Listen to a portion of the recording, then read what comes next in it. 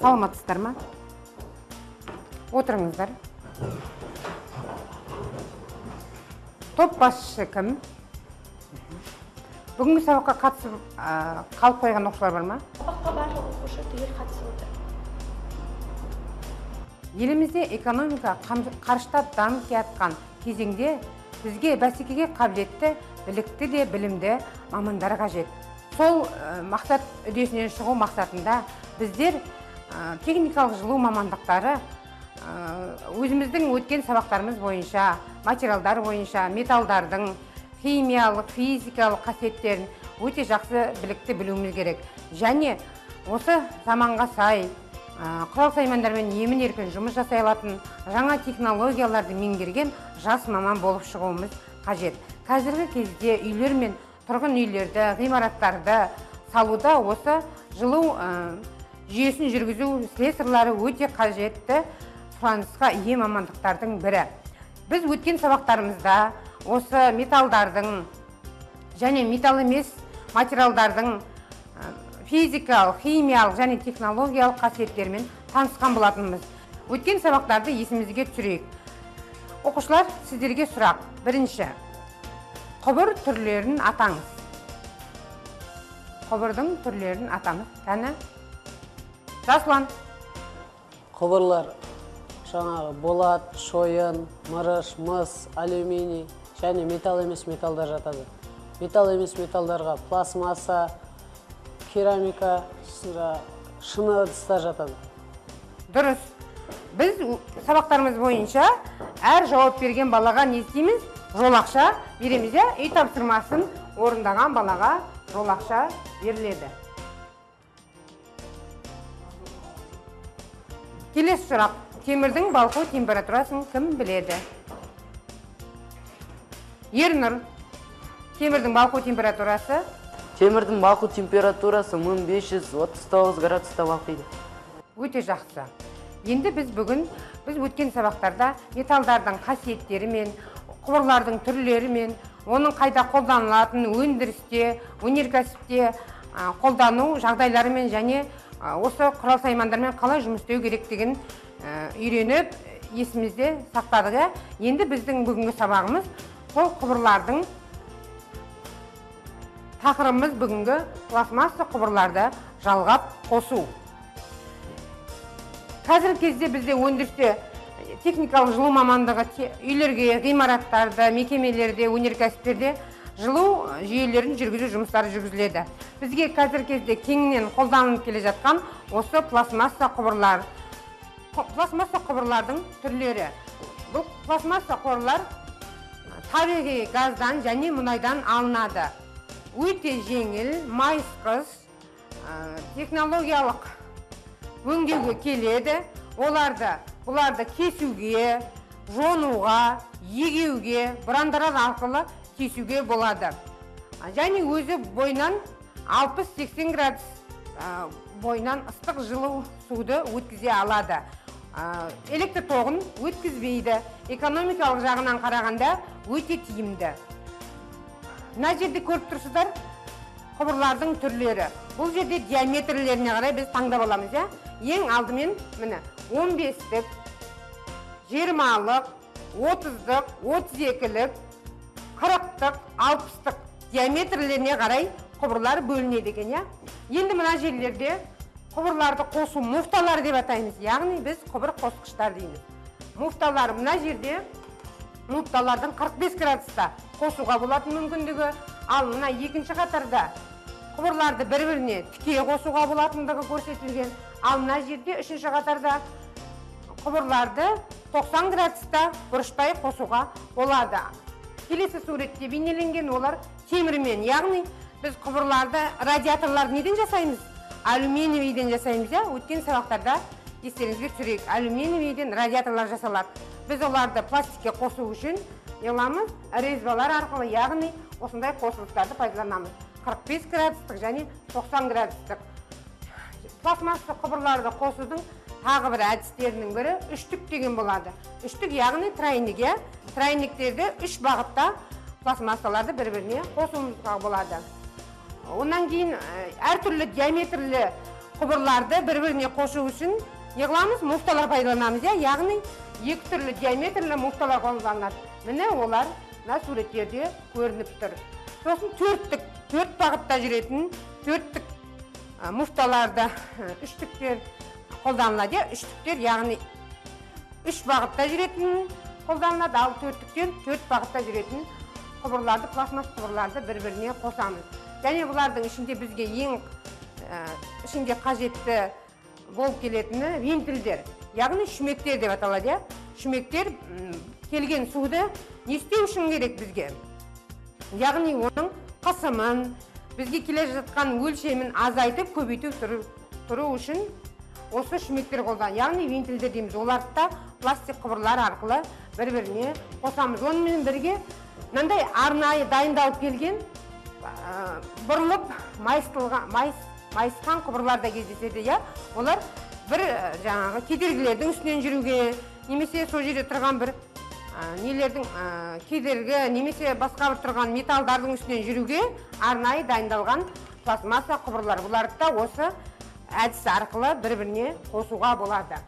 Мына жерде пластмасса құбырлардың түрлері. Біз қазір көбіне қолданыста жүрген, өздеріңіздің үйлерде, тұрғын үйлерде де, мекемелерде де үй жылыту үшін қолданып жүрген мынау пластмасса құбырлардың түрлері. Пластмасса құбырлардың бөлшектері. Жаңа сіздерге айттым. Құбыр жалғағышы муфта. Бұл өзі екі құбырды бір-біріне күте қосу арқылы жүргізіледі.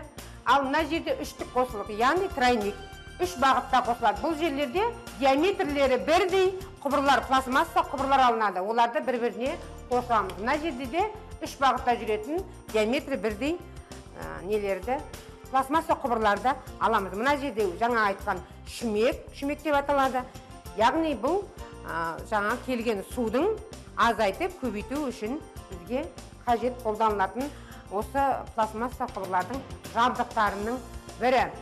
Пластмасса құбырларды қосылыстары. Яғни біз пластмасса құбырларды қосқан кезде жаңағы үштігімізге міне диаметрлері бірдей пластмасса құбырларды таңдап аламыз, сонан кейін оларды бір-біріне қосамыз. Мына жерде үштік қосылыс деп аталады.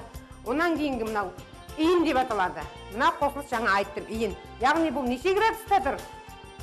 90 градустық қосылыс жасап тұр екен, иінде. Мына жерде шүмек өзі екі бірдей диаметрлі пластмасса құбырлармен қосылыстар жүргізілген. Құбырларды қыздыру үшін бізге не қажет? Өтек керек, яғни мысалы қазіргі кезде мына қолданыста жүрген өтектер, электр тоғына қосылатын өтектер. Біз диаметрлерін, құбырлардың диаметрлерін алдымен таңдап аламыз, оларды өлшеп, сонан кейін барып қосылыстар жасаймыз. Диаметрлерін құбырлардың қандай сызғышпен өлшейміз? Штанген, циркульмен өлшейміз. Алдымен штанген, циркульлермен осы құбырлардың диаметрлерін өлшеп алып барып, сосын мына өтектің қыздыру жабдықтарына қосамыз. Ең алдымен өтекті электр тоғына қосып, белгілі бір өзіміздің температурамызға дейін қыздырып аламыз. Сонан кейін барып пластмасса құбырларды дайындап, кесіп, өлшеп, содан соң барып осы өтектер қыздыру арқылы бір-біріне жалғап қосу жұмыстарын жүргіземіз. Мына жерде мынау кәдімгі құбырларды қыздыру өтегі деп аталады. Мына жерде сол қыздыру өтегімен жұмыс жасау кезеңі, яғни өзімізге керекті диаметрлі құбырларды, қосылғышты немесе мына жердегі 90 градустық иінді алып, бір-біріне қосу, жалғап қосу жұмыстарын жүргіземіз. Мына жерде міне дайын күйіндегі қосқан бірнеше қосылыстың түрлері көрініп тұр. Мына жерде үштік қосылыстың түрлері көрініп тұр. Онан кейін мына жерде кедергі болса, егер ыңғайлы, қолданысымызға қарай ыңғайлы қосылыстар жасалады. Және мына жерде муфталар, яғни муфталардың көмегімен құбырларды бір-біріне қосуға болады. Диаметрлерін өзгертуге болады, иіндер немесе жаңағы құбыр қосқыштардың есімен. Мына жерде нелер? Шүмектер қосылып тұр. Шүмектің де түрлерін қолдану арқылы қосуға болады. Енді біз қазір осы өткен сабағымызды шеберханамызға барып бекітеміз. Шеберханаларда жұмыс істегенде қауіпсіздік ережелері міндетті түрде сақталу қажет. Онда арнаулы киім, міндетті түрде барлығында болу керек, және құрал саймандарының ақауы жоқ, барлығы дұрыстығын тексеріп алуымыз қажет. Және электр тоғымен жұмыс істегенде, электр өтектерімен жұмыс істеген кезде олардың ешқандай бір-біріне ажыратып тұрмағандарын, ешқандай жерінде ақау жоқ екенін көріп біліп алуымыз керек. Ал енді қазір шеберханаға барып, бүгінгі өткен сабағымызды іс тәжірибе жүзінде көрсетіп, сабағымызды бекітеміз. Біз жаңа сабағымызда құбырларды жалғап қосу сабағын әдістерімен таныстық. Енді біз қазір шеберханада осы өткен сабағымызды бекітеміз. Бекіту кезінде ең алдымен бізге берілетіні бүгінгі сабағымыз пластмасса құбырларды жалғап қосу. Ең алдымен бізге ең бірінші технологиялық нұсқау картасымен танысамыз. Ең алдымен пластмасса құбырлар, диаметрлері 15-тік, 20-лық және 30-тық пластмасса құбырларды таңдап аламыз. Онан кейін пластмасса құбырларды егеу керек болса, өңдеу керек болса, кесу керек болса, немесе бөліп, қорқыштармен кесіп алу керек болса, біз мына тескиге пластмасса құбырды қойып, құбырларды, егеулерді қолдана отырып, біз өңдеп жұмысқа дайындап аламыз. Онан кейін пластмасса құбырларды берілген өлшеміне қарай, ең алдымен құбыр өлшегішпен өлшеп, оны құбыр кескіш құрал саймандарын пайдалану арқылы берілген өлшем бойынша кесіп аламыз. Онан кейін өтегімізді, яғни құбыр қыздырғыш өтекті қосып, дайындама пластмасса құбырларымызды иіндерге, үштіктерге, бұрылыстарға, шүмектерге қосу жұмыстарын жасаймыз. Міне пластмасса құбырларды иіндерге, үштіктерге және шүмекке қосу жұмыстарын жасаймыз. Осы технологиялық нұсқау бойынша біз қазір тапсырмаларды орындаймыз. Ең алдымен мен сендерге осы қосылыстардың қалай жүргізілетіндерін таныстырып өтейін. Ең алдымен біздерге не керек? Пластмасса құбырлар керек. Біз құбырлардың диаметрін қалай білеміз? Мына құрал сайманның аты не деп аталады? Штанген циркуль деп аталады. Бұл штанген циркульмен біз бұл құбырлардың диаметрін өлшеп аламыз. Яғни мені диаметрін өлшеу үшін алдымен ішкі диаметрін білеміз. Құбырлардың диаметрі негізі ішкі өлшемдеріне қарай. Міне осылардың сызғышты жылжыту арқылы, мына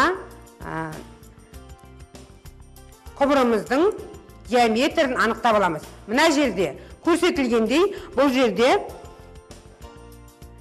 1,5 сантиметр, яғни 15 миллиметр деп айтамыз. 15 миллиметр бұл, яғни нешелік құбыр болды? Диаметрі 15-тік құбыр болды. Міне, диаметр 15-тік құбырымызды алдық. Енді біз берілген өлшем бойынша бізге қажетті не істейміз? Өлшемді аламыз. Ол үшін бізге не қажет? Яғни рулеткалар деп атаймыз. Яғни бізге метрліктер керек. Бұл құбырдың өлшемін өлшеп алу үшін метрліктер керек. Яғни оны алып, өлшеп,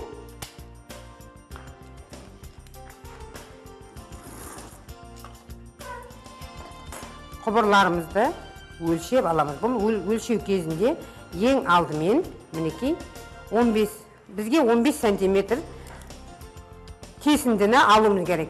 Ең алдымен біз осы жерге кесіндіні алып, карандашпен 15 сантиметрді өлшеп, белгі салып аламыз. Мінекей. Белгілейміз. Содан соң бұны қолымызға не керек біздің? Құбыр кешкіш керек. Құбыр кешкішті осы белгілеп алған жерімізге апарып, не істеп аламыз? Тақап, қойып аламыз. Сонан кейін барып, бұны кесу жұмыстарын жүргіземіз. Бұл кесу жұмыстарын жүргізгенде мүмкіндігінше қайшының талапқа сай екенін, оның ешқандай ақауы жоқ екенін осылай жұмыс жасап, яғни аздап күш түсіру арқылы құбыр кескішпен құбырды кесіп аламыз. Мінекей, жаймен күш түсіру арқылы құбыр кескіште пайдаланамыз. Сөйтіп өзіміздің керекті өлшеміміз бойынша құбырды кесіп аламыз. Міне біз өзімізге қажетті не қылдық? Құбырды кесіп алдық. Енді біз бұны неге? Мінекей. Иінге не істеуіміз керек? Қосуымыз қажет болады. Біз бір-біріне бұл екі құбырды не істеу керек? Қосуымыз қажет. Енді біз ең алдымен міне жаңа сабағымызда өткен құбыр қыздырғыш өтектер. Осы құбыр қыздырғыш өтектердің біз өзімізге мына құбырлардың диаметріне қарай мына өзінің жабдықтарын қосып аламыз. Енді бұны біз қосамыз. Электр приборлар арқылы мынақа қосылады. Енді бұның өзінің қосатын несі бар? Кнопкалары. Оларды қосамыз, және мына жерден біз өзімізге керекті температураны, яғни біз 250 градустық температураны таңдап аламыз. Мінекей біз құбыр қыздырғышымызды қостық. Енді бұның қыздыруын шамалы күте тұрамыз. Бұл өзінің несін қыздырады. Міне біздің құбыр қыздырғыш өтегіміз қызды. Қызу температурасына жетті. Енді біз өзіміздің қолымызға иінді, яғни 90 градуста қосылатын иінді алып, диаметрі 15-тік пластмасса құбырымызды алып, өзінің диаметрлеріне қарай не істейміз? Қосу жұмыстарын, қыздыру жұмыстарын жүргіземіз. Мынаны қосқан кезде мына жерден кішкене болса да өзінің мойын иіні шығып тұрады, қызғанын білдіреді. Сол кезде алып, оларды бір-біріне қосу, жалғау жұмыстарын жүргіземіз.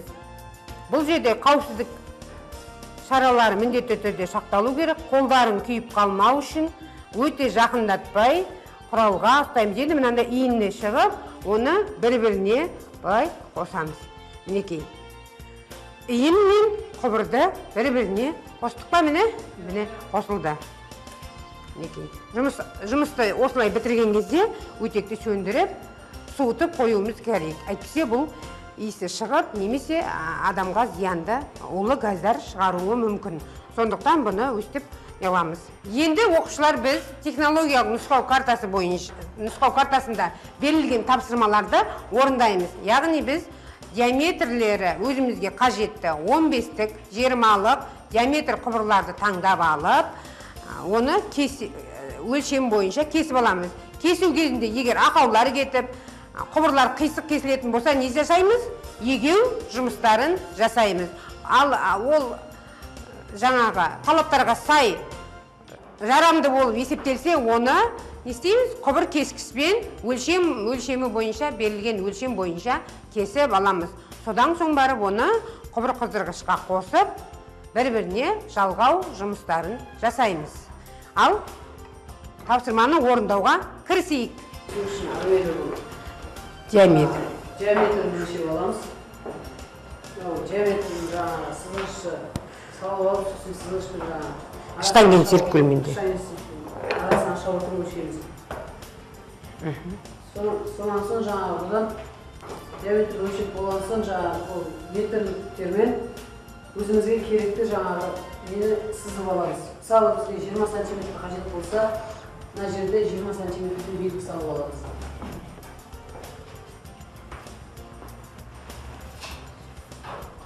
Сонан соң бұл жаңағы пластмасса кескішпен, Құбыр кескішпен сол белгінің үстінен кесеміз.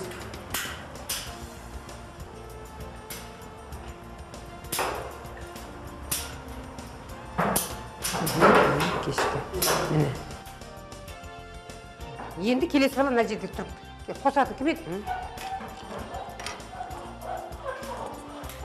Бір-біріне, мынаны әр жағына қосып бер. Жасаған жұмыстарын мына жерге қойыңдар.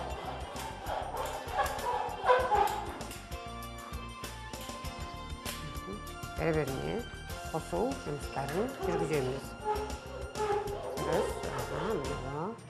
Жарайсың. Енді әр жағына құбырды, келесі құбырды істейміз, қосу жұмыстарын жүргіземіз. Ұмытып кетпеңдер, сызықтары бір жаққа қарау керек. Үйреткен бойынша, сызықтары бір жаққа қарау керек. жасаған жұмыстарыңды мына жерге қоя беріңдер. Ортасынан кесіп беріңіз. Асықпа. Бір-біріне. Ережені мұқият сақтау керек. Асықпа. Міне. Мінекей, мынау үштік қосылысымыз шықты, я? Енді келесі. Мынау бір-біріне шүмектер арқылы қосу. Енді біздікі кел. Муфталар арқылы қосамыз, я? Бір-біріне. Кел. Қалқып бер. Қобылып бес. Енді мынаяққа келіп, осыны қосылыстарын жасап көрсетеміз. Мына муфталар арқылы, яғни тік қосылыстарды бір-біріне қосамыз. Қосылу жұмыстарын жүргіземіз. Асықпа. Қызып, ернемеге шыққанға дейін сол қосылыстарды орындаймыз. Айналдырып тұрамыз, айналдырып тұрамыз сол кезде. Біз қаншалықты қызып атқанын біліп тұрамыз. Бір-біріне қосамыз. Жарайсын. Мүмкіндігінше не жібермеу керек. Ақау жібермеу өткені ол жарамсыз материалға айналады. Сондықтан енді екінші жағын қосайық. Ақау жібермеуге тырысамыз. Есін қыздырып, екінші жағын қосамыз. Құбырларды кесіп жұмыс жасаймыз.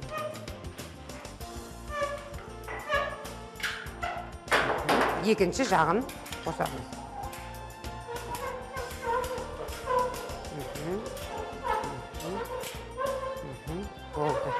Жұмысты аяқтаған соң не істейміз? Өтекті. Жұмысты аяқтаған соң міндетті түрде өтекті сөндіреміз. Біз бүгінгі сабағымызда пластмасс құбырларды жалғау әдістері, тәсілдерімен үйрендік, және оны іс тәжірибеде, практика жүзінде жалғап қосып көрдік. Мына жерде қанаттың қосқан үштік әдістері. Бұл жерде қанат сәл қате жіберген. Мына қызыл сызықпен келесі жағындағы қызыл сызық бірге шығу керек еді.